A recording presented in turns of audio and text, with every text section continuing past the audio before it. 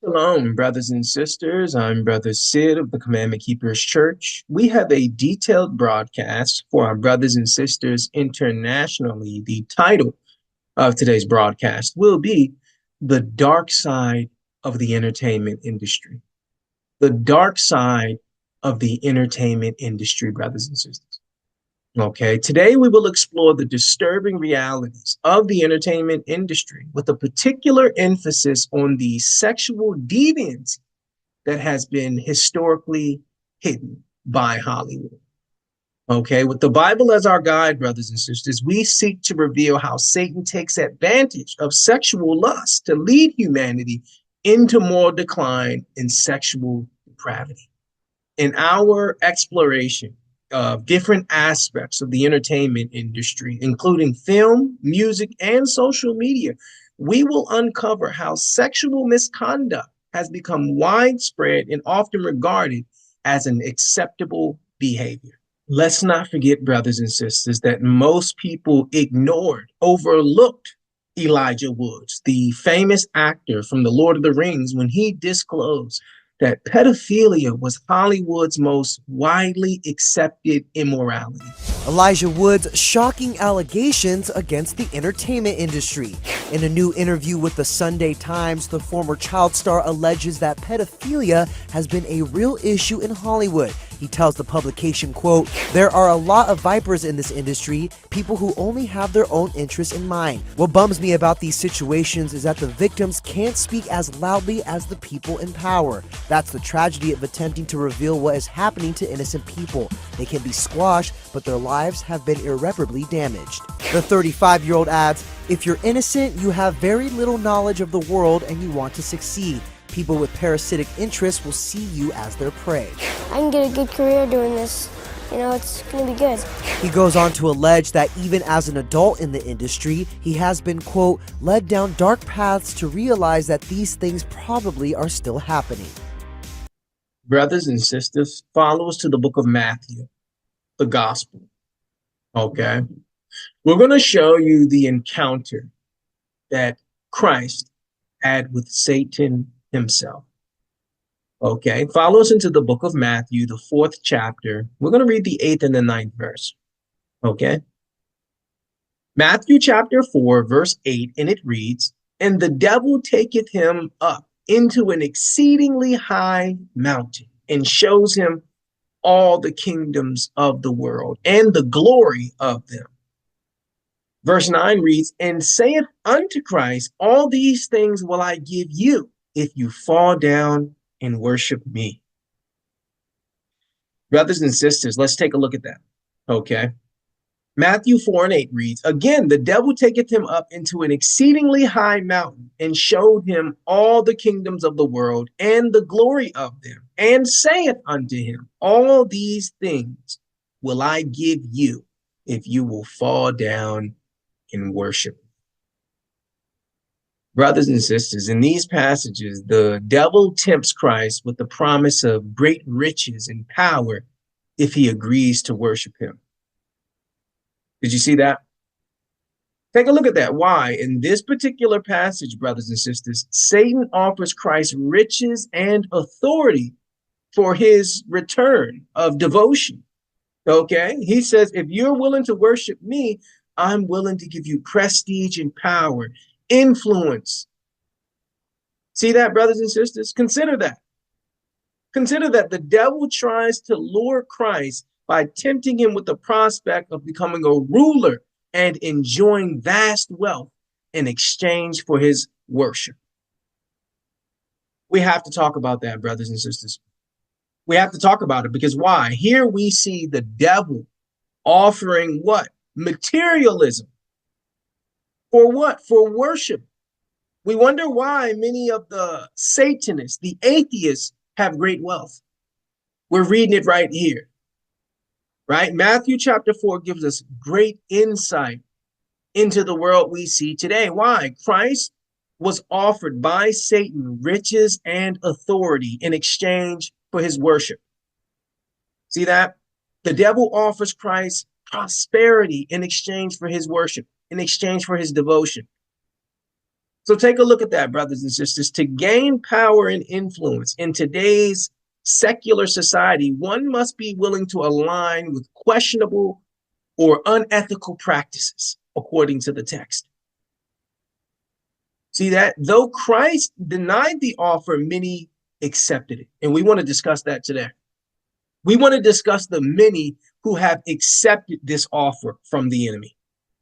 Okay? Why? To achieve power and high status in today's secular world, you need to be willing to align yourself with darker influences. Okay? It's time to wake up. We're in the last days, brothers and sisters. Today, you will learn that engaging in sexual deviance is a requirement for gaining interest and influence into the most powerful of social circles. Okay, if you want to be in those social circles, if you want to be a part of those groups, understand sexual deviancy is mandatory. It's mandatory, and we're going to discuss it today. Why? Sexual immorality is widely accepted and even encouraged within the entertainment industry as a means of gaining acceptance into various social circles. Okay, there's a group of people you just cannot get down with unless you're willing to compromise yourself sexually. Okay, so to be accepted into the upper classes inner circle, you must be open to participating in certain sexual rituals. And we're going to discuss that today. Why? Sex magic, the energy that comes from it is used, it's harnessed, and it's used in Hollywood. Okay, many of the billionaires we observe today are linked to sexual misconduct and sex trafficking, which is how they acquire their wealth. Okay, you don't become a billionaire because you stand up for Christ, right? In fact, most billionaires are atheists. They're Luciferians, and we're going to discuss why. We're going to discuss it why. Here we see Christ being offered great wealth, great prestige and power, influence, if he's willing to fall down and worship Lucifer, Satan. Brothers and sisters, many people have taken that offer. It's sad to say. Okay, it's sad to say, achieving wealth in the entertainment industry often requires conforming to the demands of a sexual cult.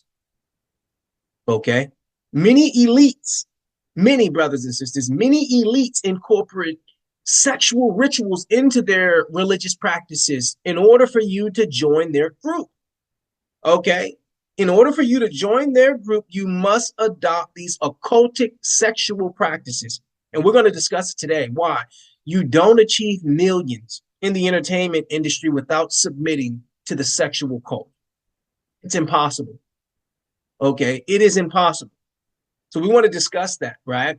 We want to discuss it. For the elites to permit you to profit alongside them, they need to ensure that you embrace sexual deviancy.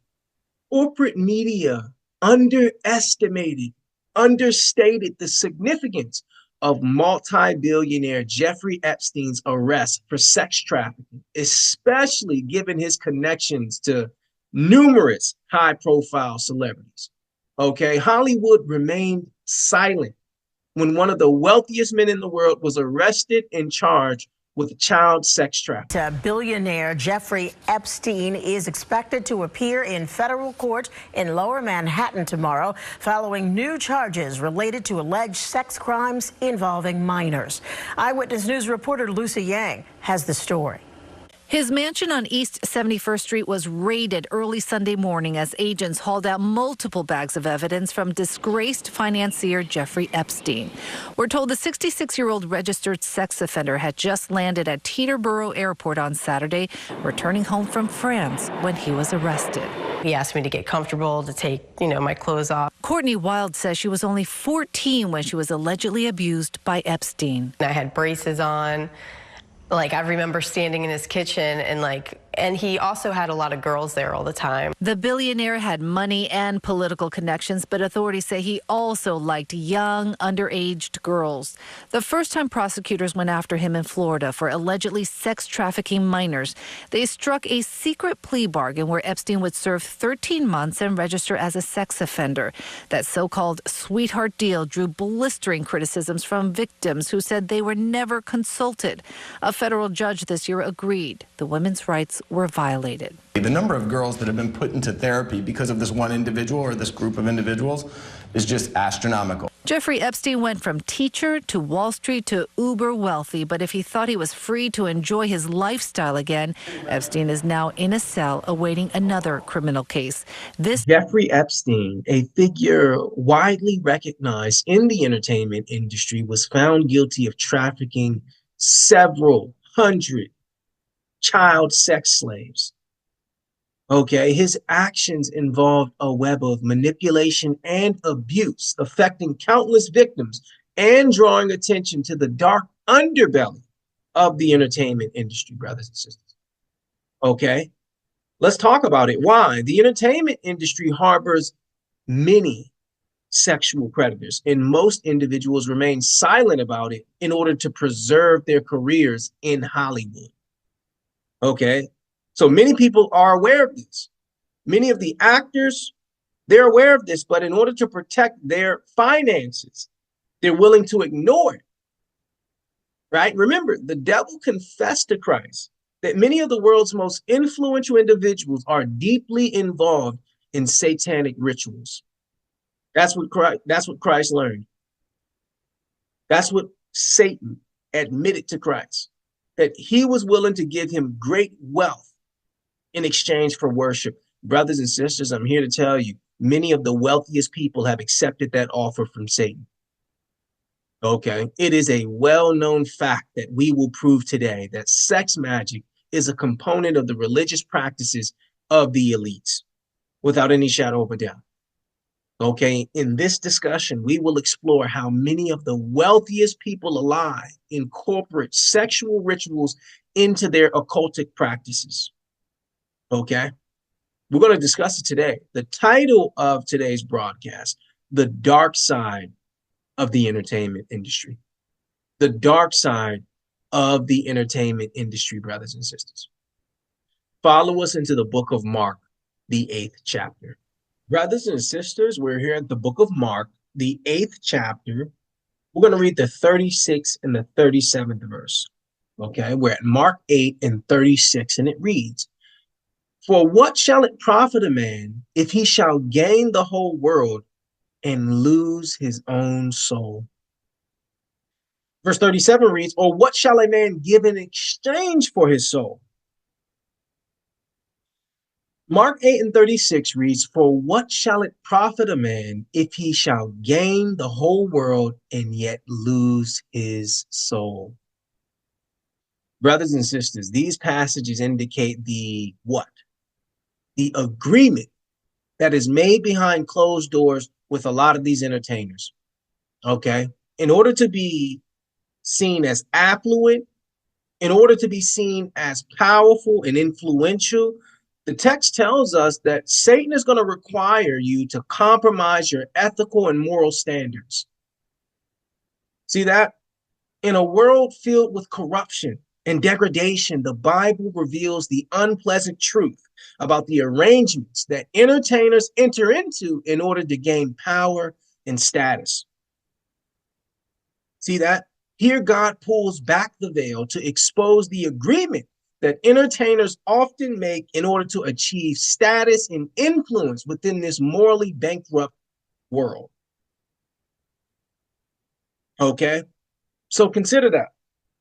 Consider that, right? Christ says, "What shall it profit a man or woman to gain the entire world yet lose their soul?" So consider that, brothers and sisters. Ultimately, the message underscores the profound struggle between maintaining one's moral compass and the seductive allure of power in a world that often rewards the wicked. Okay? So let's discuss it today. Why? In a world rife with corruption and moral decay, the Bible reveals the unsettling truth about the agreements that people often enter into in order to attain power and recognition. See that? Christ is revealing to us, right? The Lord reminds us here. What is he reminding us? The Lord reminds us not to admire these celebrities. Why? We think they have great lives, but behind closed doors, they've compromised more than anyone.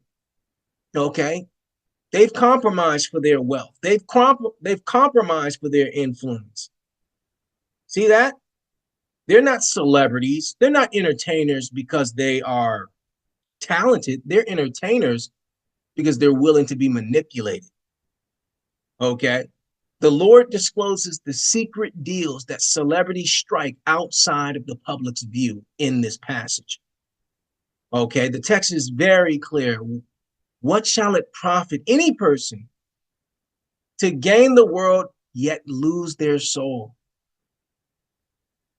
Christ is warning us. It's going to require your soul in order to gain that affluence, in order to gain that wealth, in order to gain that influence that so many desire. Okay? And we want to discuss it today. Why? Hollywood often glamorizes lives of celebrities, but God has cautioned us about the hidden and sinister realities that many remain unaware of. Okay. Hollywood often celebrates and glamorizes the life of celebrities, but there's a hidden, darker reality that many people are unaware of. And God is warning us about that reality here in this passage. Okay. Consider that. Consider that. Why? Numerous reports, brothers and sisters, have emerged about Hollywood producers sexually assaulting aspiring actors and actresses in exchange for movie roles. Okay, and God warns us here that there are many Hollywood producers who repeatedly exploit aspiring actors and actresses who are eager to enter into the industry. And a former Hollywood producer now faces multiple charges of rape, sexual battery, and assault. 62-year-old Eric Weinberg is accused of using his Hollywood connections to lure young women to his home for what he promised was a photo shoot. Mary Beth McDade has more on the disturbing allegations and the charges Weinberg now faces. Mary Beth. Sharon, Mike, many of these alleged victims have come to know one another through social media. I spoke to some of them by phone tonight, and they tell me today is a day they've been waiting for far too long. We're here to announce that our office has filed charges against TV producer Eric Weinberg for rape, sexual assault. The list of charges goes on to include oral copulation, sexual battery, and false imprisonment. While 62-year-old Weinberg is known in Hollywood as the co-executive producer of such shows as Scrubs, Californication, and Anger Management, to many young women, he's known as a sexual predator. That the defendant relied on his position of influence to lure young women for photo shoots where he allegedly sexually assaulted them.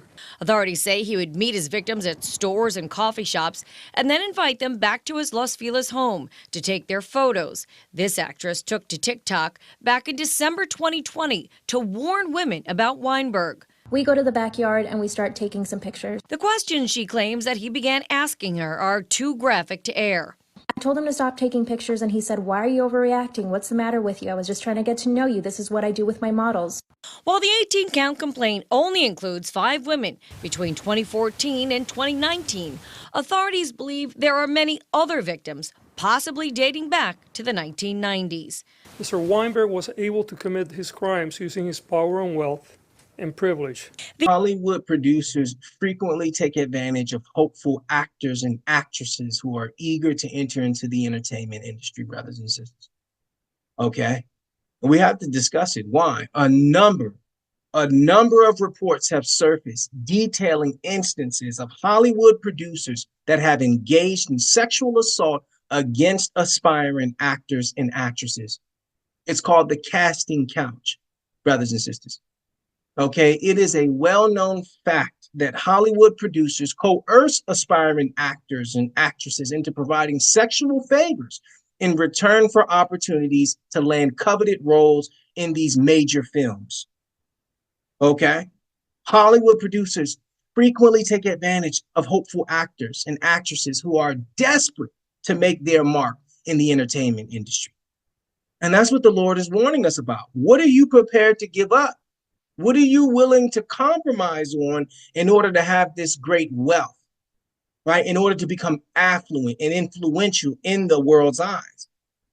Okay, the glamorous facade of Hollywood often conceals the darker realities that many child actors face within the entertainment industry.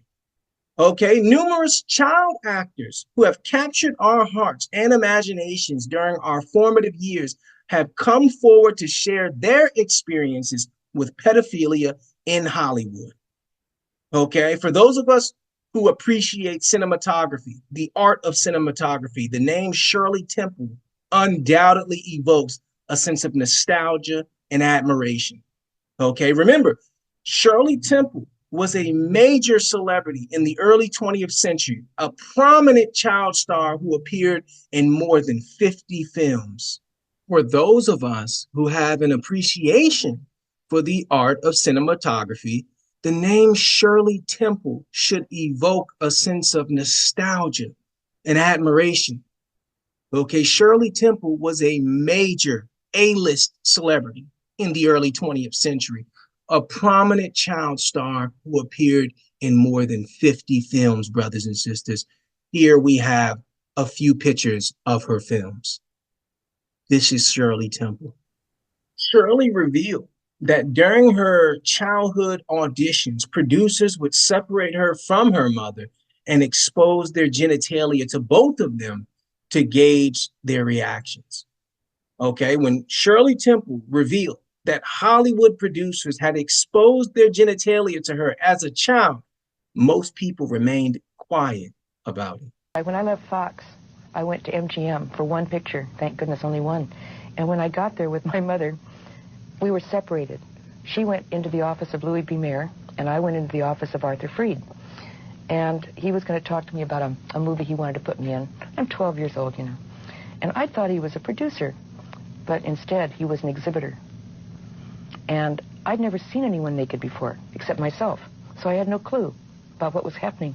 And so it struck me so funny, I laughed at him. And I laughed uproariously. I had tears, you know, and he got infuriated. And he said, out, out, out, go. Did you tell your mother? Well, I was very quiet. I went down and met her in the lobby of the administration building. She came out very quietly from Louis B. Mayer's office, and we walked hand in hand silently to the car, which was unusual. We got in the car driving home. I said, Mom, you won't believe what happened to me. And I told her what happened, and she got kind of quiet, and she said, well, you don't know what happened to me.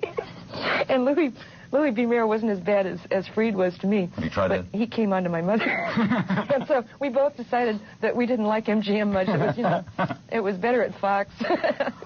We have just witnessed one of the most celebrated actresses of the 20th century come forward to admit the troubling reality of widespread pedophilia within Hollywood circles. Here, a well-known actress from the 20th century has publicly acknowledged the prevalence of pedophilia in Hollywood. Okay, her courageous admission serves as a powerful reminder of the systemic problems that have plagued the film industry for decades. Okay, here it was, a young lady who had been acting since she was 3 years old. And it was only many years later she felt comfortable enough to be honest and truthful about what she experienced in the entertainment industry.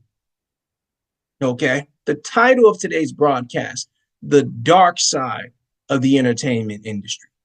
The dark side of the entertainment industry, brothers and sisters.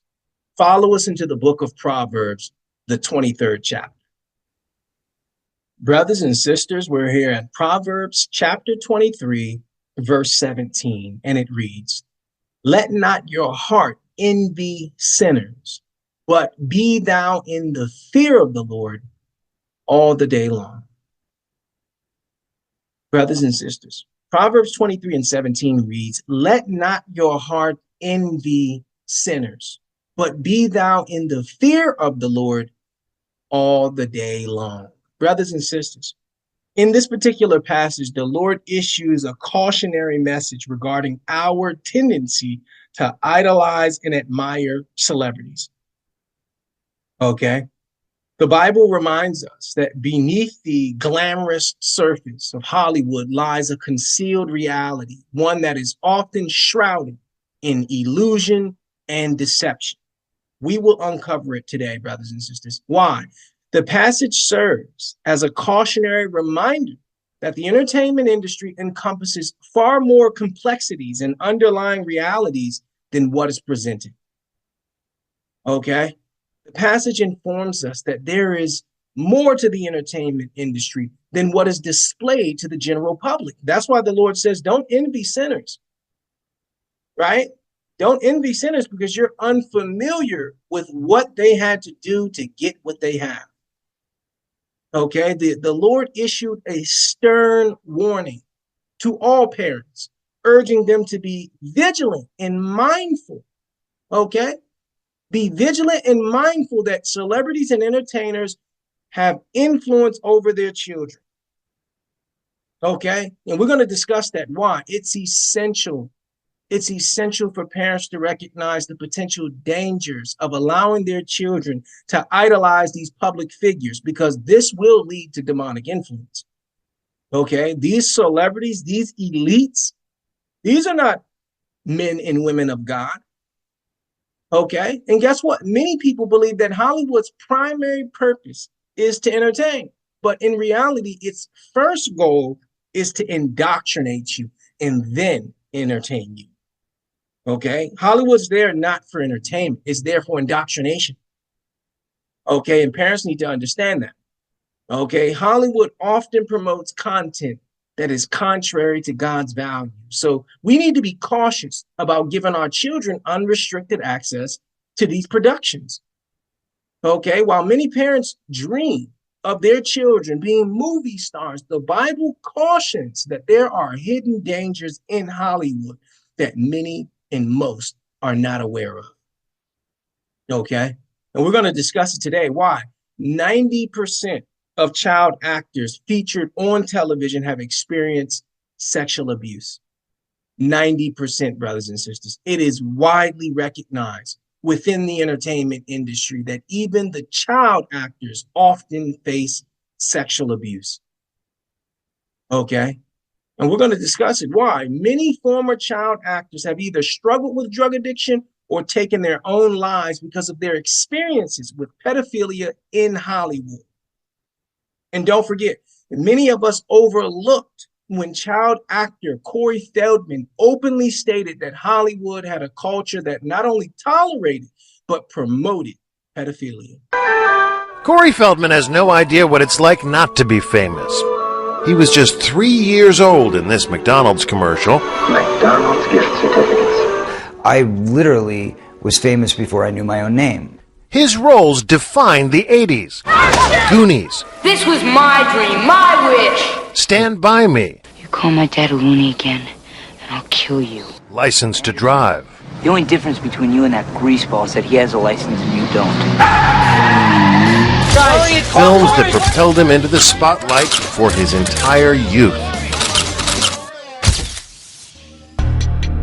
But being famous so young, he says, caused serious damage to him and his friends. Do you feel like you missed out on a normal childhood? What childhood? I don't know what that means. A lost childhood and a loss of innocence. He blames the adults, not just those looking to profit from charming children, but also some with far more sinister motives. I can tell you that the number one problem in Hollywood was and is and always will be pedophilia. That's the biggest problem for children in this industry. The casting couch even applies to children. Oh yeah. Not in the same way. It's all done under the radar. Nobody talks about pedophilia. It's the big secret. And it's widespread? Oh yeah. I was surrounded by them when I was 14 years old. Surrounded. Literally. Didn't even know it. It wasn't until I was old enough to realize what they were and what they wanted and what they were about and the types of people that were surrounding me till I went, oh my God, they were everywhere like vultures. Brothers and sisters, we're at 1 Timothy chapter 6, verse 9 and 10. The title of today's broadcast, The Dark Side of the Entertainment Industry. 1 Timothy chapter 6, verse 9, and it reads, "But they that will be rich fall into temptation and a snare, and into many foolish and hurtful lusts, which drown men in destruction and perdition." Verse 10 reads, "For the love of money is the root of all evil." For the love of money is the root of all evil, which while some coveted after, they have erred from the faith and pierced themselves through with many sorrows. Take a look at that. Take a look at that. 1 Timothy chapter 6, verse 9. "But they that will be rich fall into temptation and a snare." Take a look at that, brothers and sisters. Take a look. The Bible conveys a profound message highlighting how moral decay is often perpetuated and encouraged among the wealthiest individuals in society. Okay? Because why? They feel powerful. They feel self-sufficient. Okay? Exactly what the devil would like. Okay? God cautions us that in the pursuit of wealth, people often find themselves faced with choices that require them to compromise their ethical values. See that? Take a look. Paul warns us of one of the greatest dangers to the human soul, right? He exposes the love of money. He exposes what? The pursuit of wealth. See that? Paul knows this. Take a look. The love of money, brothers and sisters. The love of money symbolizes the overarching desire for material wealth. See that? So it's really not about the money, it's about the power that the money garners. See that? And the Lord warns us, right? The love of money, it's the love of it that leads to the evil. Why? People who love money, in order to get money, will take bribes. They'll distort justice. They will manipulate. They will lie. They will cheat. They will extort if they think it will gain them finances. See that? So examine it. The Bible clearly states that money comes with its own unique challenges and temptations. That's what verse 9 shows us. But the wealthy, the rich, fall into temptations that usually destroy them. See that? See? The Bible suggests here that there is a culture of mischief that is often encouraged among the wealthiest of social circles. Okay, and we're going to discuss that today. Why? The Bible suggests that attaining and sustaining wealth often requires people to sacrifice their moral principles. Okay, and any wealthy person knows this, especially in the entertainment industry. Why? In the entertainment industry, many of those regarded as popular influences often sacrifice their integrity in pursuit of fame and wealth. Okay? See that? The entertainment industry and its various branches are permeated. They're permeated with sexual deviancy. Okay? Why? You must demonstrate your willingness to engage in unconventional sexual behavior before those with financial power will permit you to join in their circles. See that? They need to have some dirt on you first. It's only once they have dirt on you that they're willing to embrace you. See that? Let's talk about it. Sexual deviancy. It exists not just in Hollywood. It's also prevalent throughout the fashion industry, brothers and sisters. It is all throughout the fashion industry. Okay, sexual deviancy is not confined solely to Hollywood. Okay, it's pervasive throughout the fashion industry as well. And we're going to discuss that. Why? Don't forget, Don't forget, brothers and sisters, recently the CEO of Abercrombie and Fitch, a multi-billionaire, was arrested on charges related to sex trafficking. Okay, a billionaire CEO of a prominent clothing brand was apprehended for sex trafficking, yet the media largely overlooked this incident.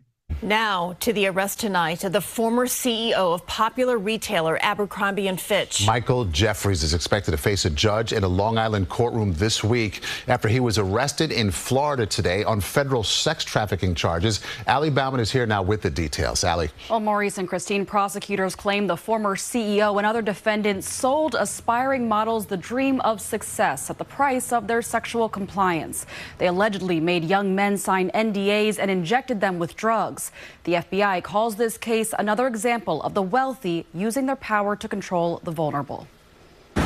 Former Abercrombie and Fitch CEO Mike Jeffries returns to his Palm Beach, Florida home Tuesday, released from federal custody on $10 million bond. Jeffries, his longtime partner Matthew Smith, and a third man, James Jacobson, were arrested Tuesday on sex trafficking and interstate prostitution charges. Prosecutors allege the men routinely trafficked aspiring male models between 2008 and 2015, while Jeffries was running one of the most popular clothing brands of its time. The defendants allegedly preyed on the hopes and dreams of their victims by exploiting, abusing, and silencing them to fulfill their own desires. This 16-count indictment alleges the three defendants recruited and transported dozens of young men to sex parties at Jeffries' home in the Hamptons and hotels around the world, where they provided alcohol, muscle relaxants known as poppers, and Viagra. And when they did not consent, allegedly subjected the young men to invasive and violent sexual contact. They caused the men to believe that attending these sex events could yield modeling opportunities with Abercrombie. I didn't feel free. I didn't feel like I could say no or that I could just walk away. It felt like I was trapped. Barrett Paul says he was flown to Jeffries' home in New York after auditioning to be a model for Jacobson. I thought that I was being given Abercrombie clothes to go into an Abercrombie interview, and it was not the interview I expected. And it was the darkest experience of my life. There are so many similarities between Epstein, Combs, and now this Abercrombie case. Former chief of the Brooklyn DA's sex trafficking unit, Lauren Hirsch, is now the director of World Without Exploitation. For far too long, powerful people have been operating with complete impunity. And I think this is the moment where the tide is changing. The fashion industry, much like Hollywood, has its own share of scandals that reveal a darker side to the glamorous facade. Okay, just recently, brothers and sisters, the CEO of Abercrombie and Fitch, a prominent figure in the fashion industry and a multi-billionaire, was arrested on serious charges related to sex trafficking. Okay, the implications of such allegations against the leader of a major brand are profound, highlighting the sexual deviancy of those in positions of power. Okay, here it is, we see these elites constantly use sex to control. We're going to discuss it today. Why? To be considered for membership among these powerful individuals, it's necessary to align yourself with their unconventional practices and their ideologies surrounding sexuality. Okay? And we're going to discuss it. Why? Embracing sexual deviancy is not merely a choice, brothers and sisters, but a requirement for those seeking to navigate the dynamics of elite society. Okay? If you don't participate, if you don't embrace and endorse it, you're not allowed in their circles. Okay? The title of today's broadcast, The Dark Side of the Entertainment Industry. The dark side of the entertainment industry, brothers and sisters. Follow us into the book of Ephesians, chapter 5.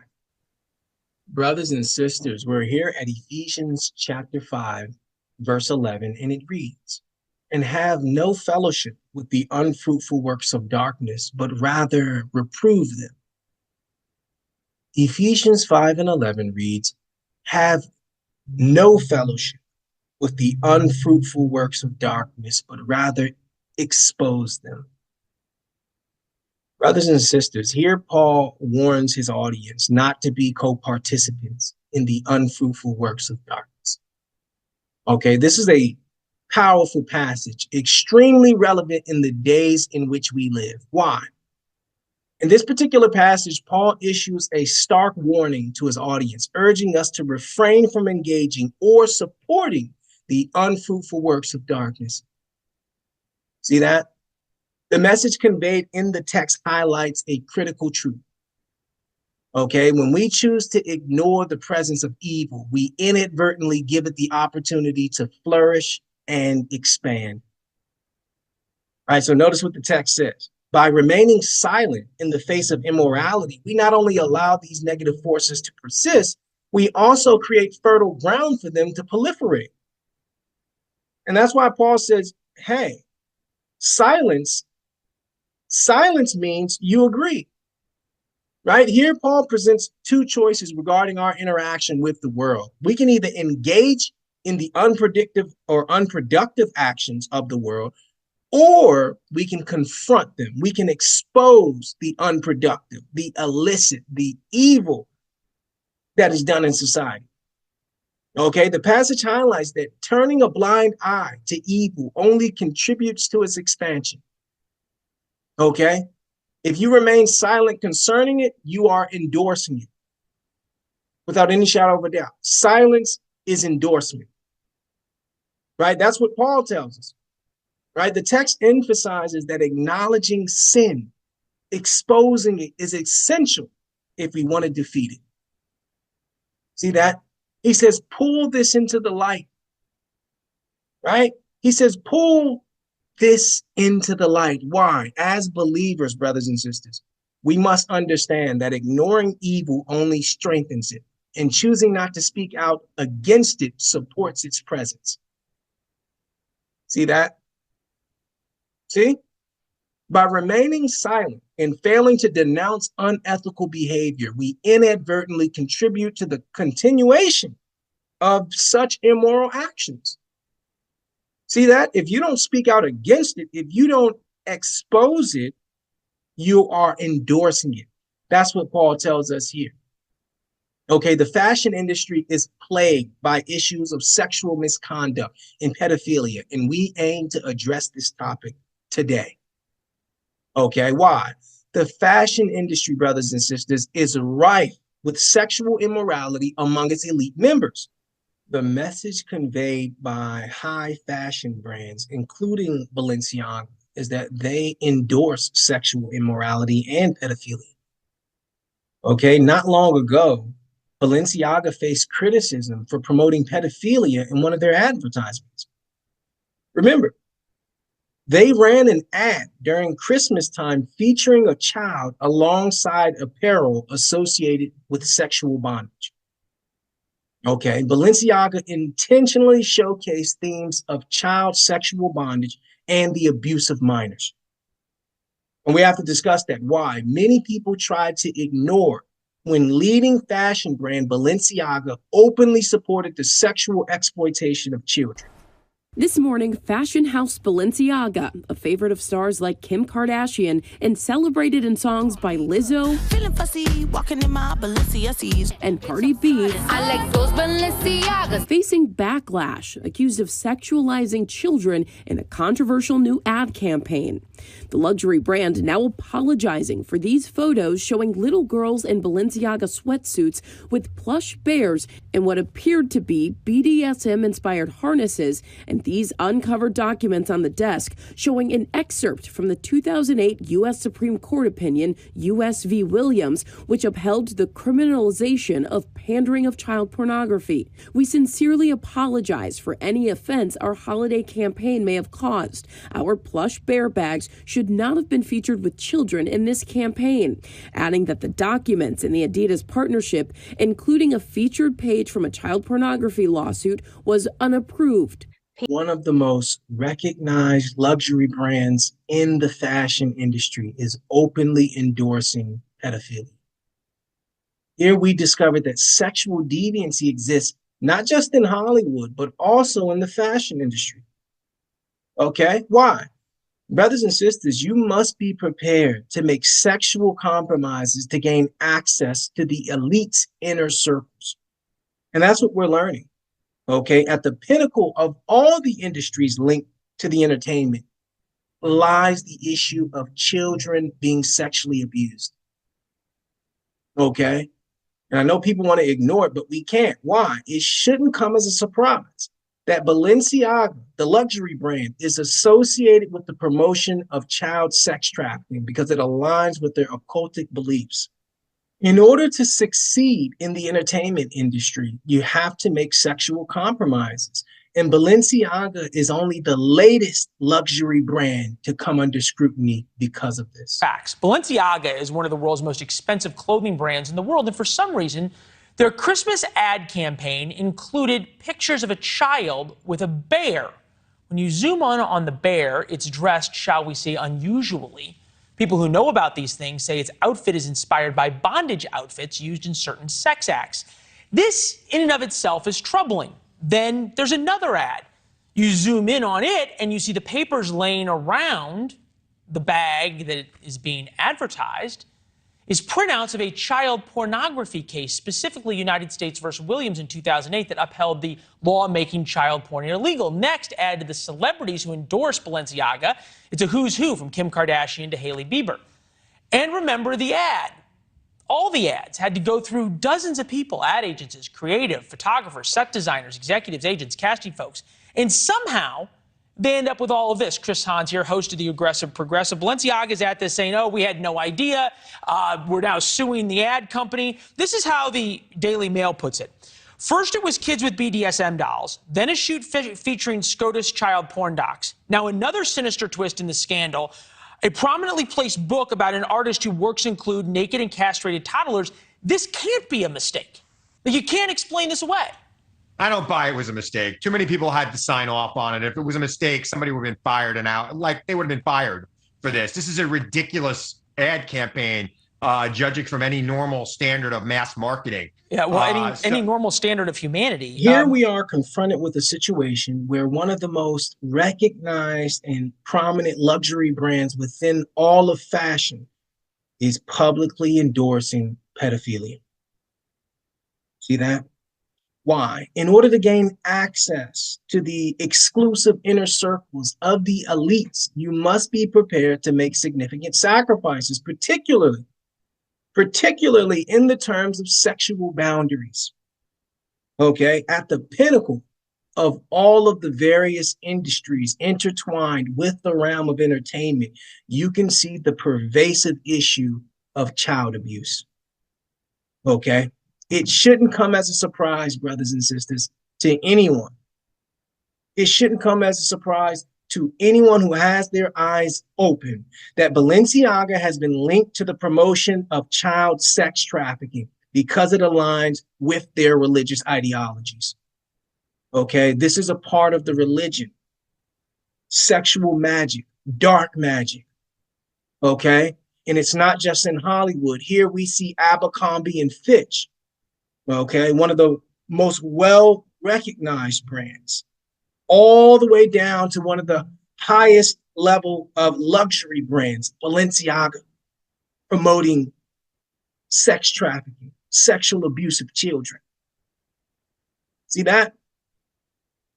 The title of today's broadcast, The Dark Side of the Entertainment Industry. The dark side of the entertainment industry, brothers and sisters. Follow us to the book of Galatians, chapter 6. Brothers and sisters, we're here at Galatians chapter 6, verse 7 and 8, and it reads, "Be not deceived, God is not mocked, for whatsoever a man sows, that shall he also reap." Verse 8 reads, "For he that sows to his flesh shall of the flesh reap corruption. But he that sows to the Spirit shall of the Spirit reap life everlasting." Verse 7 reads, "Be not deceived, God is not mocked, for whatsoever a man sows, that shall he also reap." Brothers and sisters, The Bible emphasizes that actions carried out in secrecy, no matter how carefully concealed, will ultimately come to the light. Okay? So we have to consider that. Why? Paul conveys that all actions and deeds carried out in secrecy, hidden from the scrutiny of others, will ultimately be exposed and brought into the open. Right? And that's what's going on today. Right? We are exposing the sexual deviancy of the entertainment industry. Okay? And when we examine the text, the Lord assures us that regardless of how long an individual may seem to escape the consequences of their actions, the evil will ultimately be brought to light. That is a guarantee. Okay, this particular passage serves as a powerful reminder that justice will prevail. Okay, justice will prevail, brothers and sisters, all right? And we want to discuss that. Why? A significant number of celebrities have come under scrutiny in recent times as a result of the revelations regarding their sexual misconduct. Okay? It's important to recall, it's important, brothers and sisters, to recall that this isn't just a Hollywood issue. This isn't just a fashion industry issue. This is also in the music industry. Okay? It's important to remember R. Kelly, the well-known R&B singer, has recently been sentenced to serve time in prison due to his serious sexual misconduct involving minors. Tonight, R. Kelly is facing charges for sexual abuse spanning more than a decade, from 1998 to 2010. Earlier today, Robert Kelly was indicted before a Cook County grand jury on 10 counts of aggravated criminal sexual abuse involving 4 victims. Prosecutors say 3 of the alleged victims were between 13 and 17 years old. Geronda Pace is one of them. In January, she told Dateline she began a relationship with Kelly when she was 16. If I didn't agree to having sex with him or performing, I would be locked in a room. The charges come a week after Michael Avenatti said he gave authorities a video showing Kelly having sex with a 14-year-old girl. Avenatti says he represents 2 alleged victims. One was included in today's indictment. For years, the singer has been under suspicion of sexually abusing young women. In 2008, he was acquitted of child pornography charges. 52-year-old Kelly has consistently denied all allegations against him, and his lawyer has said Kelly never knowingly had sex with anyone underage. They're making him a sacrificial lamb for their own sake, and there's no merit to any of this. The embattled singer came under renewed scrutiny last month after a docuseries revealed explosive allegations of sexual, mental, and physical abuse. Soon after, the Chicago prosecutor made a plea for any victims to come forward. We cannot seek justice without you. Tonight, several have. If convicted, Kelly could face up to 70 years in prison. Every artist and performer understands that achieving success in their industry often requires making sexual concessions. Okay, the pursuit of fame and fortune in the entertainment world often requires sexual compromise. Okay, remember, it was because of sexual misconduct, right? It was the sexual misconduct ingrained in the entertainment industry that allowed R. Kelly to get away with this abuse for decades. Okay, he was able to get away with this sexual abuse of minors for decades because of the environment of the entertainment industry. See that? Because of the culture of the entertainment industry. R. Kelly managed to evade accountability for his sexual misconduct for many years due to the pervasive culture within the entertainment industry that usually overlooks such sexual deviancy. Okay? R. Kelly was ultimately held accountable for his actions after numerous victims of sexual assault came forward. They are still talking about you with underage girls. Do you still sit here and say you have never been with underage girls? Can you really say that? I sit here and say this. I had 2 cases back then that I said in the beginning of the interview that I would not talk about because of my ongoing case now. Okay. Right? Okay, fair enough. But I will tell you this. People are going back to my past, okay? That's exactly what they're doing. They're going back to the past, and they're trying to add all of this stuff now to that, to make all of the stuff that's going on now feels real to people. But the past is relevant with you with underage girls. Absolutely no, it's not. Why? Because for one, I beat my case. But I'm not talking about the one case in which you were acquitted. I'm talking about the other cases where women have come forward and said, R. Kelly had sex with me when I was under the age of 18. R. Kelly was abusive to me emotionally and physically and verbally. Okay. R. Kelly took me in a black room where unspeakable things happened. This is what they're saying about you. Not true. These aren't old rumors. Not true. Whether they're old rumors, new rumors, Why would they future say this rumors, about you? Not true. Robert, Stop it. Y'all quit playing. Quit playing. Robert. I didn't do this stuff. This is not me. Y'all. I'm fighting for my life. R. Kelly was able to get away with sexual malfeasance for decades. For decades. And the Lord finally brought him to justice. Okay, here on our channel, we point out the evil of all people. We don't just point out the evil of big luxury brands. We don't just point out the evil of white folks. We don't just point out the evil of politicians. We point out the evil in our own community first. Okay, and here it is. We have this sexual predator, R. Kelly, who's been in most of our lives for the last 30 years. If you know anything about hip hop, if you know anything about R&B, if you know anything about Black music culture, R. Kelly has been one of the most prominent figures in the history of American music, and this is what he was doing privately. And trust and believe, everyone knew it. Everyone knew it, but because this is the environment, this is the sexual environment amongst the elites, everyone kept quiet. Brothers and sisters, wake up. Wake up. Satan uses your sexual lust in order to trap you. The title of today's broadcast, The Dark Side of the Entertainment Industry. The dark side of the entertainment industry. Let's go into Matthew chapter 5.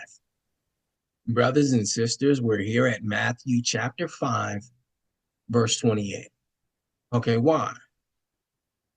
R. Kelly didn't just end up molesting children, being a sexual deviant, right? It started with pornography, as it does with all of these sexual sadists. Okay, we're at Matthew chapter 5, verse 28, and it reads, "But I say unto you, that whosoever looks on a woman to lust after her has committed adultery with her already in his heart." Matthew 5 and 28, "But I say unto you, whosoever looks on a woman to lust after her has committed adultery with her already in his heart." Brothers and sisters, the Bible states that looking at a woman with lust is equivalent to committing fornication. Period. Okay? So upon close analysis of this passage, we discover that viewing pornography is the initial action that leads to sexual deviancy. Okay, Christ cautions us here about the risks associated with viewing pornography in this passage. See, this is where it began for all of these sexual sadists. And that's why the Lord highlights this passage. Okay, this is why he magnifies this passage. Why? The prevalence of sexual deviancy and sex trafficking can be traced back to the production and consumption of pornography. Why? Many of the young women depicted in those films have experienced sexual abuse since they were children. Okay? Christ cautions us about the risks of viewing pornography because it is a harmful industry that exploits and abuses children. Okay, and that cannot be denied. All child molesters and rapists claim that their behavior began with viewing pornography, which is why Christ condemns such actions in this passage. Okay, sexual deviancy often begins with consuming pornography, period. And if that's not addressed, it will escalate into various sexual transgressions. Okay, Christ cautions against underestimating the risks associated with viewing pornography. Christ cautions that sexual deviancy can begin with pornography and ultimately lead to a series of consequences similar to P. Diddy's situation. To Sean Diddy Combs, the music mogul, is facing a series of new civil lawsuits, including allegations he sexually assaulted 2 teenagers. Our senior investigative correspondent, Aaron Katursky, has the details. Aaron, good morning. Good morning, Whit. This new batch of civil lawsuits accuses Sean Combs of drugging and sexually assaulting 7 more alleged victims. One of them says she was 13 at the time, and certain celebrities were there watching. This morning, a new civil lawsuit alleges Sean Diddy Combs sexually assaulted a then 13-year-old girl after the VMAs in the year 2000. Combs attended the award show with his then-girlfriend, Jennifer Lopez.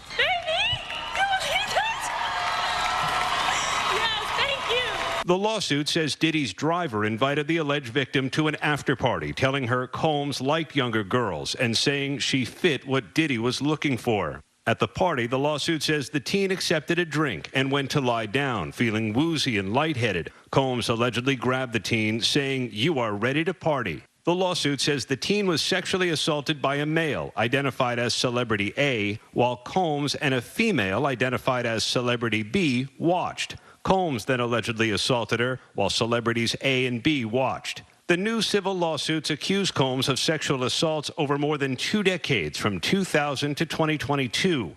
Alleged victims include a then 17-year-old male who says Combs molested him at a party in New York, and a man who says Combs assaulted him at a party in Los Angeles. The man... Brothers and sisters, all sexual predators have one thing in common: pornography.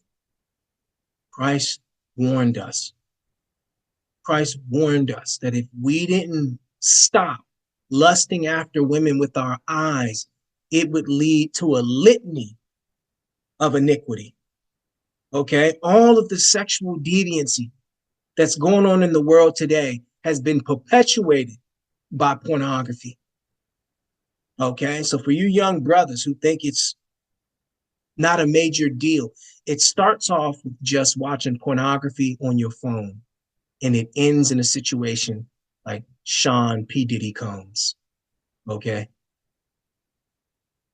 Brothers and sisters, follow us to the book of Psalms, chapter 7. Psalms chapter 7, verse 15 and 16 reads, "He made a pit and digged it, and is fallen into the ditch which he made." Verse 16 reads, "His mischief shall return upon his own head, and his violent dealing shall come down upon his own pate." Brothers and sisters, let's take a look at this, because the Bible is talking about what the world calls karma. The Lord calls it reaping and sowing. Psalm 7 and 15 reads, "He made a pit and digged it, and is fallen into the ditch which he has made. His mischief shall return upon his own head."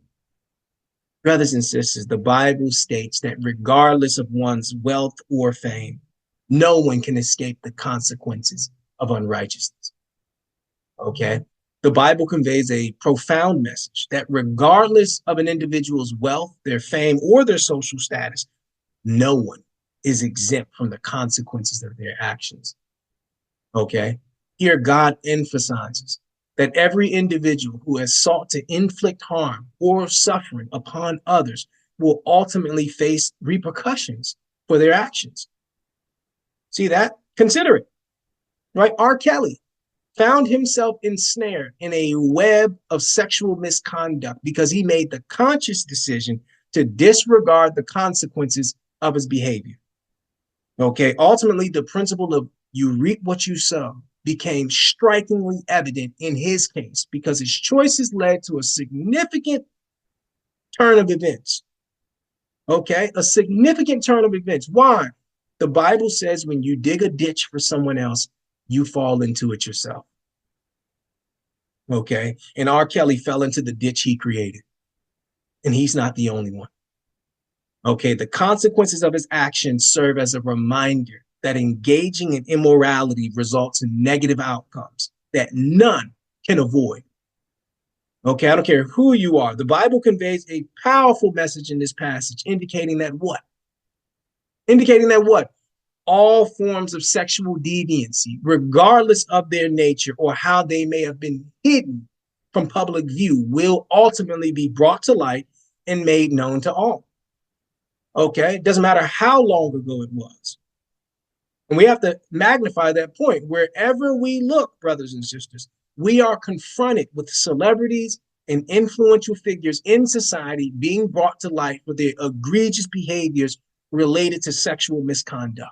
Remember, TV megastar Bill Cosby was revealed to have engaged in sexual misconduct by drugging numerous women to facilitate their sexual assault.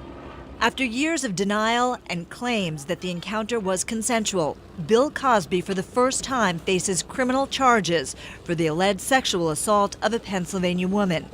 The charges coming after Andrea Constand, a former Temple University employee, accused Cosby of drugging, then assaulting her in 2004 when she visited the man she considered a friend and mentor at his Pennsylvania home. Mr. Cosby made 2 sexual advances at her that were rejected.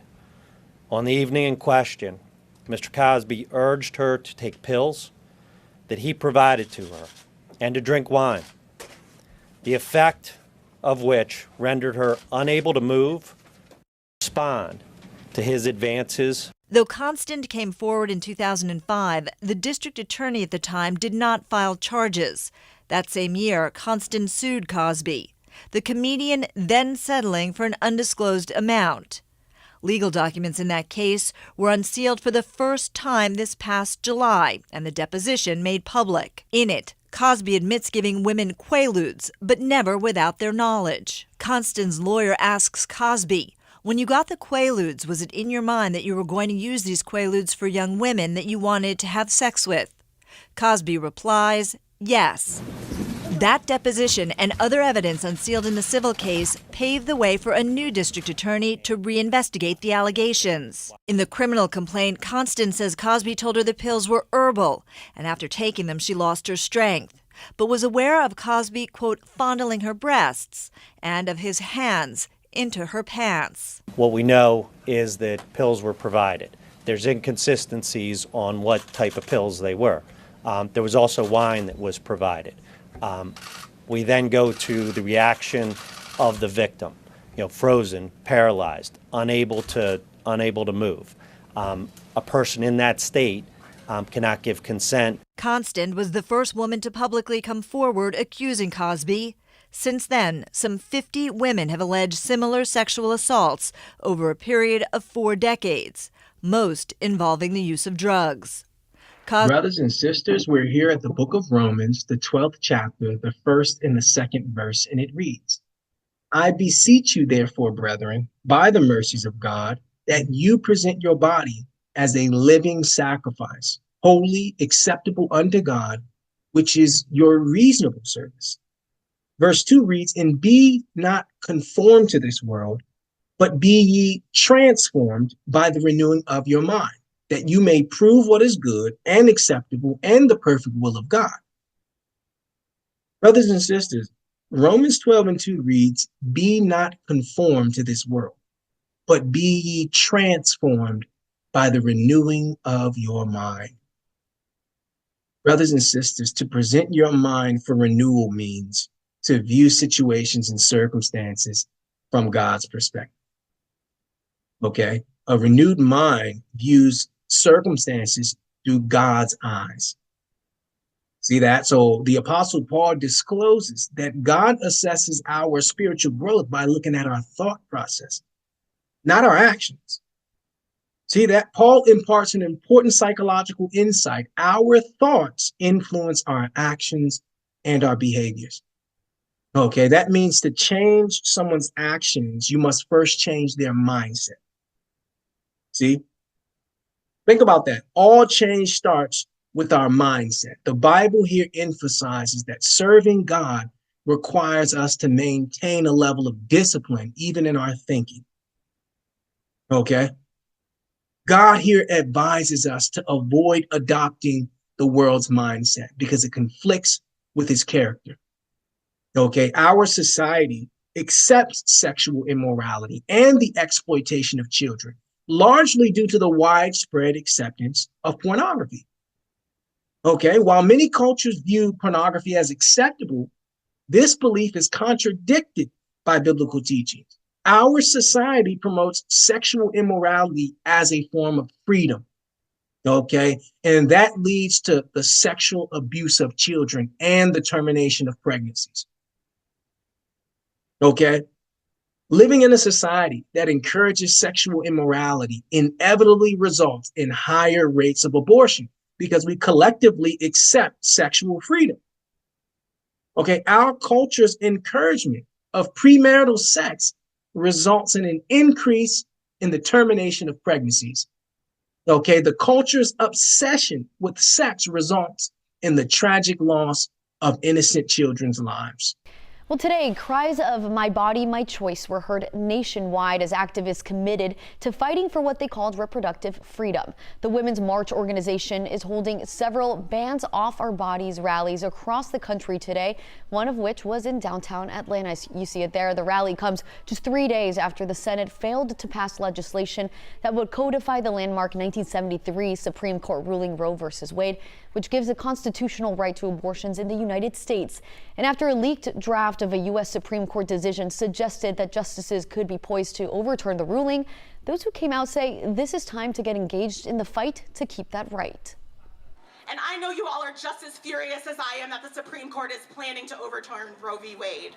But I'm also here to tell you that that anger, that upset can be channeled to something beautiful, to something generative, so that when our descendants decades from now are here, they will know the impact of what we're trying to do. Brothers and sisters, follow us to the book of James, the 4th chapter in the 4th verse. Why? Paul has told us that we have to change our mindset. Okay, we have to change our mindset because the mindset of the world is a way of thinking that endorses the murder of children, that endorses the sexual molestation of children, right? That endorses sexual abuse, right? And the Lord tells us we have to have a renewed mind. Why? We're at James chapter 4, verse 4, and it reads, "You adulterers and adulteresses, know ye not that friendship of the world is enmity with God? Whosoever therefore will befriend the world is the enemy of God." Brothers and sisters, Paul tells us to renew our mind from thinking like the world. James tells us why. James 4:4 reads, "You adulterers and adulteresses, know ye not that the friendship of the world is enmity with God? Whosoever therefore will be a friend of the world is an enemy of God." Brothers and sisters, the text suggests that those who seek to gain the world's friendship are opposing God. Okay, loving the world leads to a form of spiritual betrayal. Why? You cannot simultaneously be friends with God and friends with the world.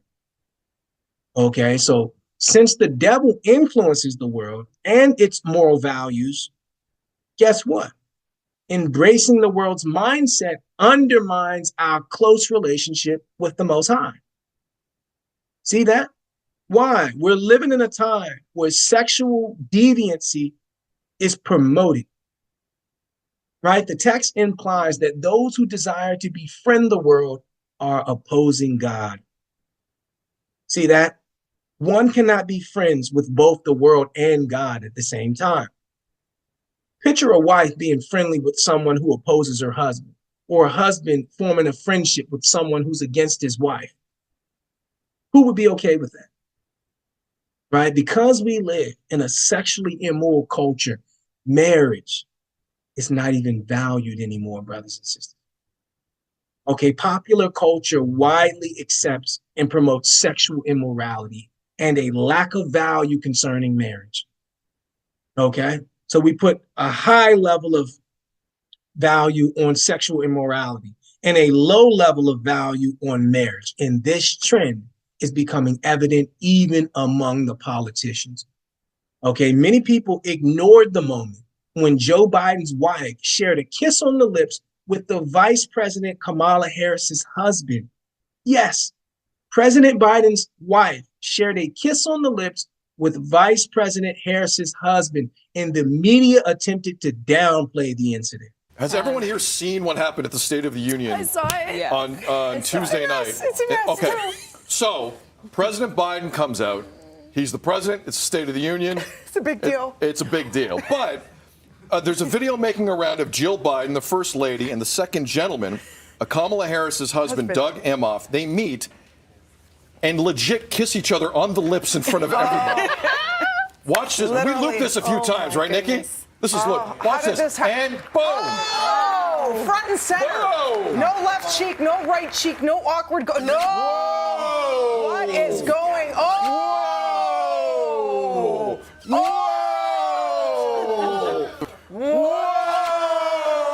Whoa. Tell me there's one more. Whoa.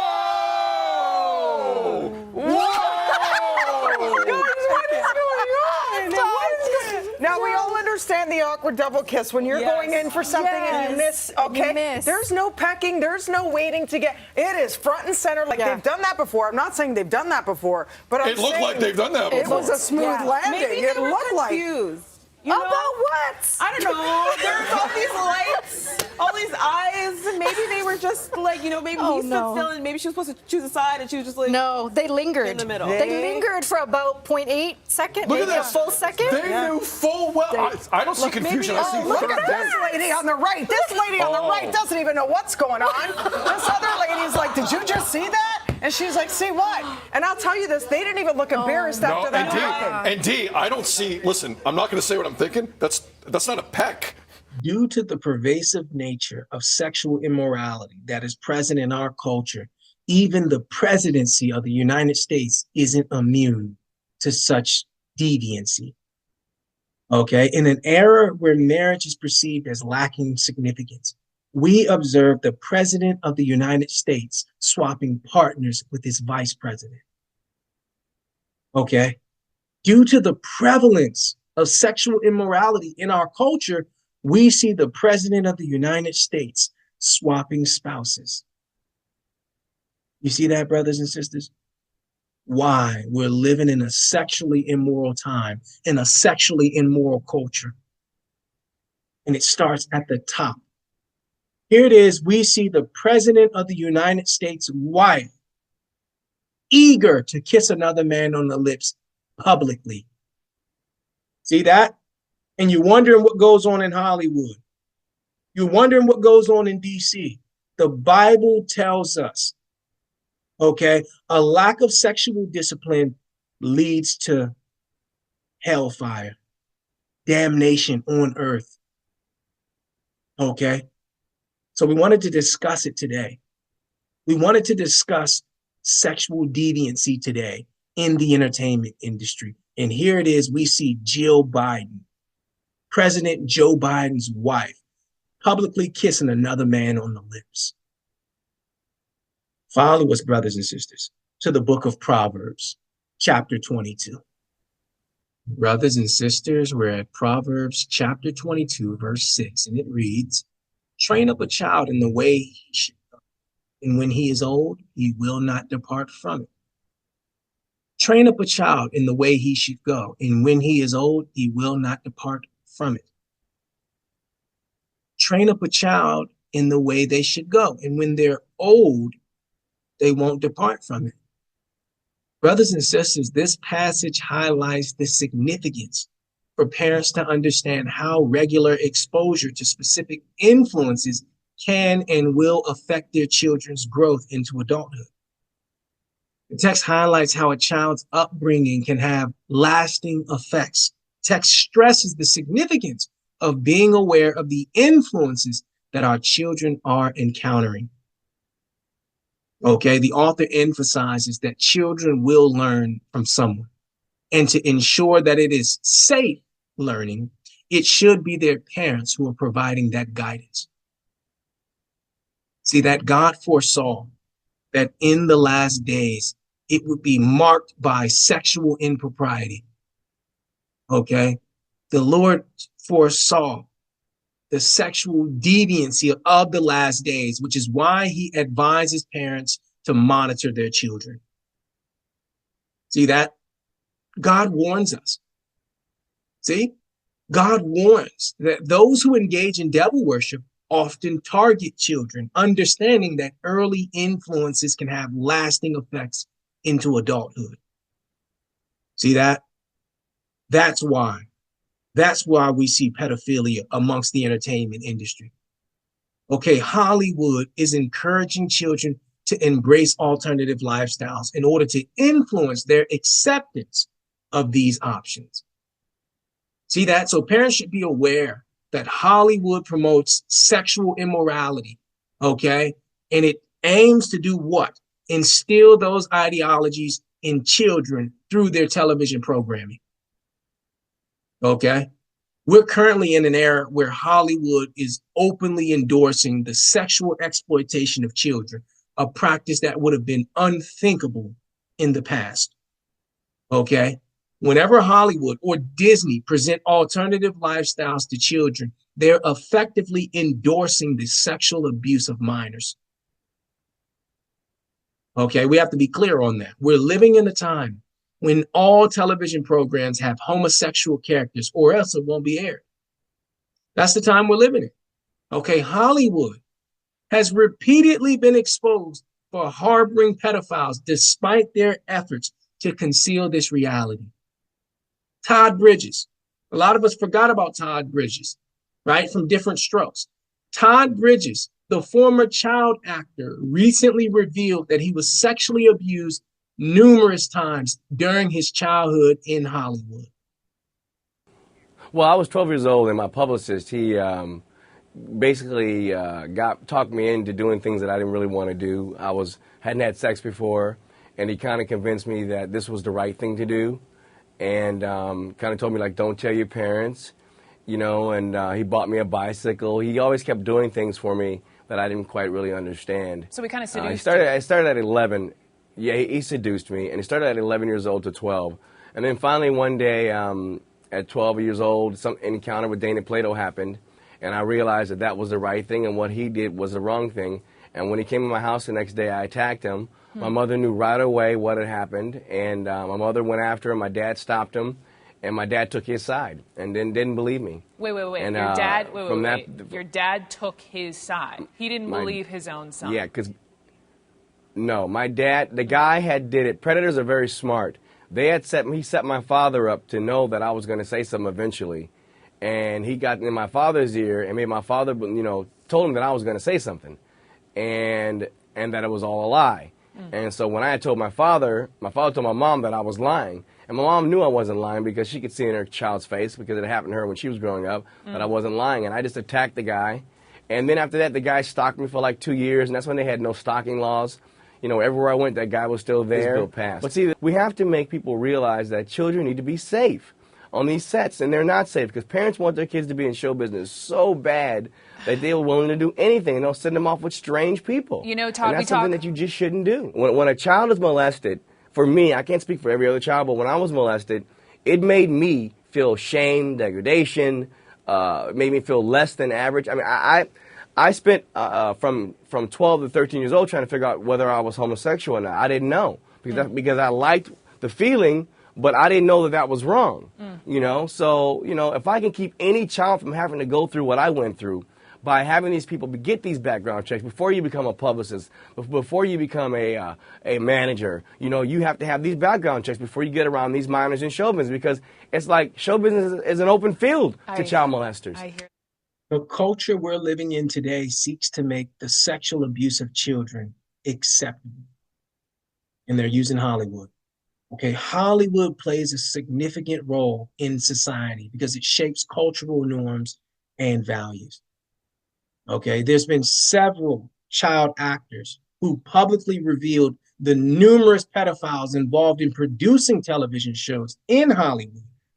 Okay, we know Hollywood was created by Jewish people. We know that, right? Hollywood was the wood that witches used to make their wands, to cast spells.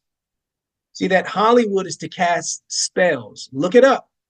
Hollywood was the wood that witches used for their wands. Okay? So Hollywood is casting a spell over people. Okay? Guess what? The push for the alternative lifestyle is not only originating from Hollywood, but also from the educational system. If your child attends public school, it is guaranteed that they are being educated about the homosexual lifestyle. Okay, many pedophiles have sought positions at schools to gain the ability to manipulate the same children they intend to exploit.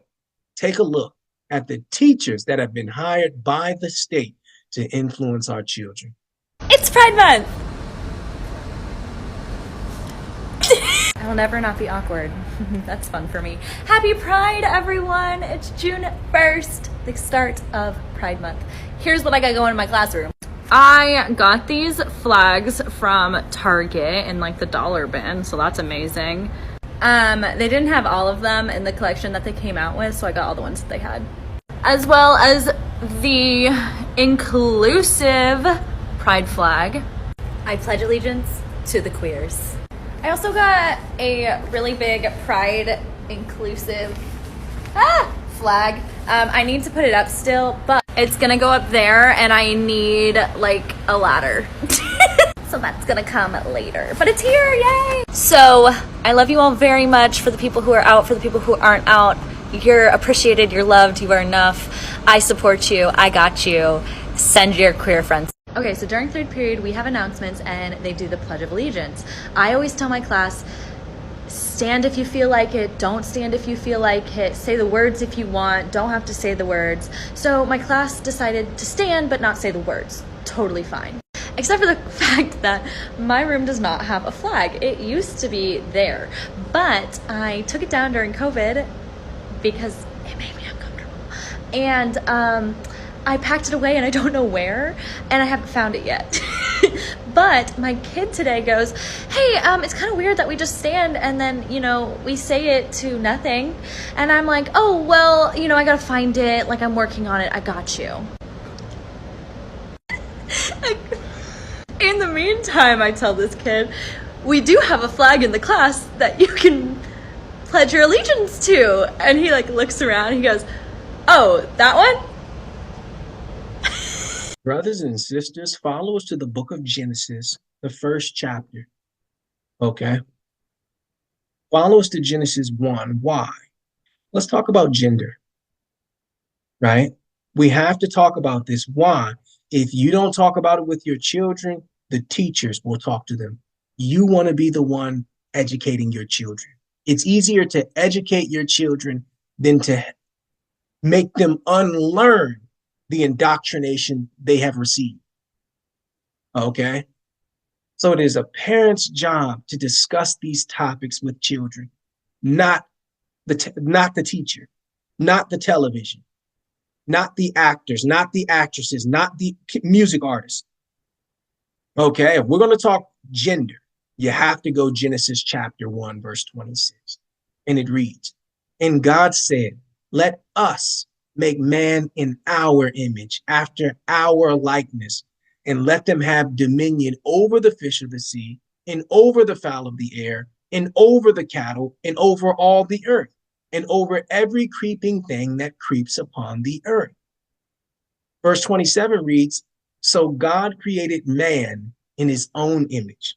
In the image of God, he created he him, male and female created he them. Let's take a look at verse 27 again, because the Lord tells us how many genders there is in this verse. Genesis 1:27 reads, so God created man in his own image. In the image of God created he him, male and female created he them. Male and female created he them. Brothers and sisters, the Bible states that God created only two genders, male and female. Okay, the text asserts that any school teacher or television program that promotes the idea of more than two genders is in direct opposition to biblical teachings. Okay, the opening chapter of the Bible highlights fundamental truth that God wants us to grasp, including the subject of gender. See that this is in the first chapter of the Bible, which highlights to us, it emphasizes just how important this was. See that Adam and Eve were created in the likeness of the Godhead, with the masculine representation of the Father for Adam and the feminine representation of the Holy Spirit for Eve. Yes, yes, the Holy Spirit is feminine in the Bible. Okay, God's teachings on sex are straightforward. There are only two options, regardless of your personal feelings. Okay, and we want to talk about that. Why? It's important to recognize that Hollywood collaborates with the education system to advocate for alternative lifestyles. See, that it's not just Hollywood, it's also what?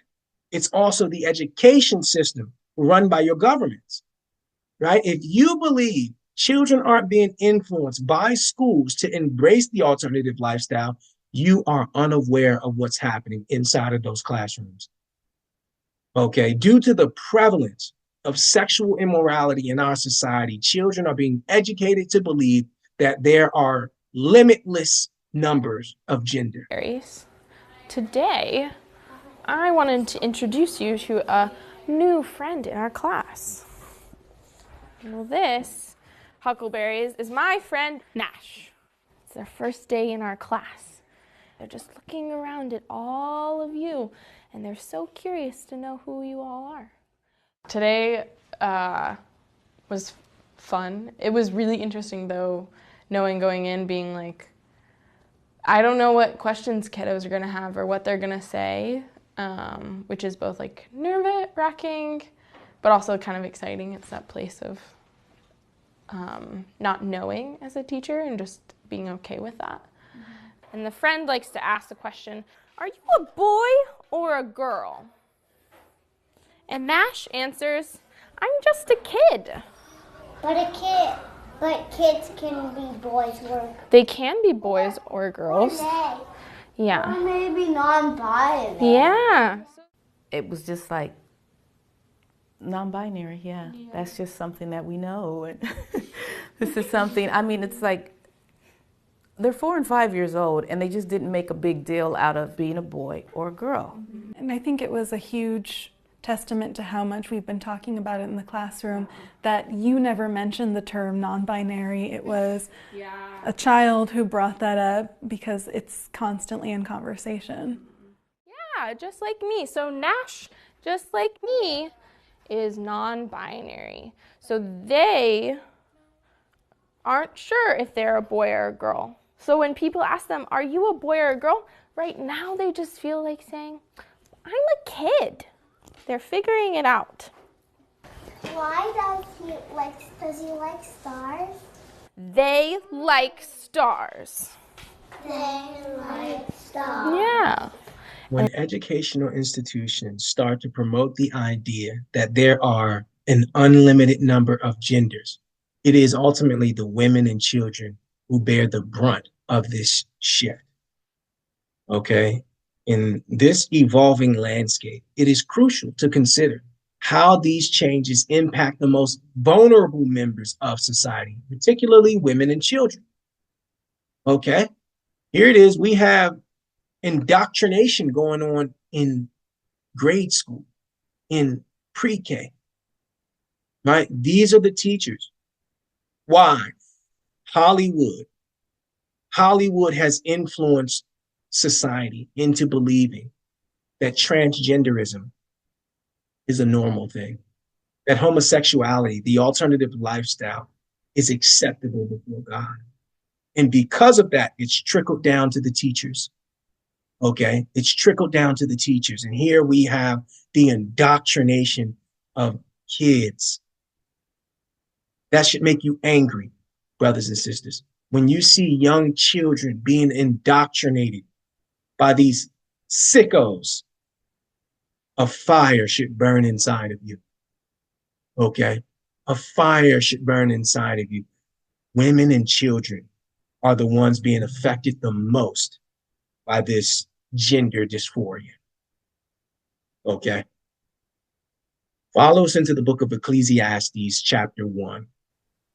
Brothers and sisters, we're here at Ecclesiastes, chapter 1, verse 9, and it reads, "The thing that has been, it is that which shall be, and that which is done is that which shall be done, and there is no new thing under the sun."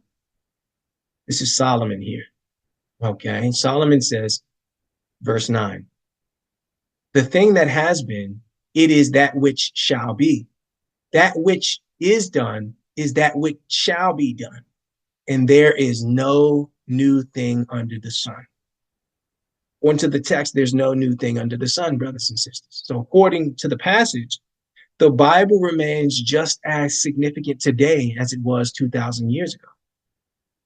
Right? The passage highlights the similarities between present day events and occurrences from the past.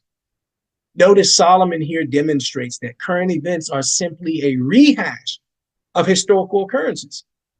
Right? The text states that analyzing historical events can help predict future trends and developments. And that's what we see here. Right? The Lord says there's no new sin. There's no new sin. Right? God is never shocked at the wickedness he sees in society. Right? So this text magnifies our need for God's word. Why? The Bible implies that understanding the evil present in today's world requires us to look back at historical events. Why? Brothers and sisters, there was a period when women were largely overlooked, but it was the teachings of Christ that transformed our perspectives on them. Okay? So neglecting the teachings of the Bible will lead to women and children becoming victims of abusive men. Okay? And we have to be real about that. No other religious text emphasizes that women should be treated with respect, care, and kindness. It's the Bible that tells men to be delicate with women. Okay? The elites have deceived women into overlooking the one book that affirms their worth. Okay? When women accept the notion that individuals can define their own gender, they are the ones that ultimately suffer the most. Okay, God teaches us that there are only two genders as established in Genesis, the first chapter. And this remains true even today. Okay, women are facing disadvantages as men who identify as women are encroaching on spaces intended for biological women. Okay, why? With the ability for anyone to select their gender, there are now men participating in women's sports, including combat sports. Okay? Women must advocate for themselves until biological men recognize that they are not entitled to the same resources and rights of biological women. Okay? If you don't have a womb, you are not a woman. Okay? A recent advertisement by an apparel company urges Nike to leverage its platform to advocate for women's issues, but Nike, of course, has declined to do so. Dear Nike. Dear Nike. Dear Nike. Why won't you stand up for me? Why won't you stand up for me? Why won't you? Why do you claim to support women and girls? Yet when we need you most, you remain silent. Today, males are claiming our identity, our sports, our spaces. Men and boys are stealing opportunities, medals, trophies, and our future. And it's not fair or just. In fact, it's often dangerous. Yet you refuse to use your platform to stand up. You say you're for social justice and progress. So why do you allow men's rights to come before ours? See, with a big platform comes an even bigger responsibility. You have a chance to do the right thing, not just do the easy thing. So we're asking you, Nike. So we're asking you, Nike. So we're asking you, Nike. As the biggest voice in all of sports. Will you stand up for me? Will you stand up for me? Will you stand up for me? Will you stand up for me? Will you? Will you? Will you just do it? Nike supports the LGBT community, and as a result, they will not oppose biological men participating in women's sports. Okay? The participation of biological men in women's sports leads to the obliteration of records that were once set by biological women. Okay, now you have men coming into these sports and obliterating these records. That's not fair for sisters. Okay, a lot of these sisters have trained their entire life to thrive in their sport. And here it is, you have biological men coming in to take on all of the resources and the reward that should only be allocated to women. Okay, the acceptance of sexual immorality in our society puts women and children in danger, brothers and sisters. Nike, one of the largest global companies, refuses to advocate for women athletes. Why? Because we live in a society that promotes sexual impropriety. Okay, we live in a society where children are abused openly. And the endorsement that we see from not only celebrities, but fashion brands, luxury fashion brands that have embraced pedophilia. Okay? The title of today's broadcast, The Dark Side of the Entertainment Industry. We want to say, Kwam Yasharala, sin no more.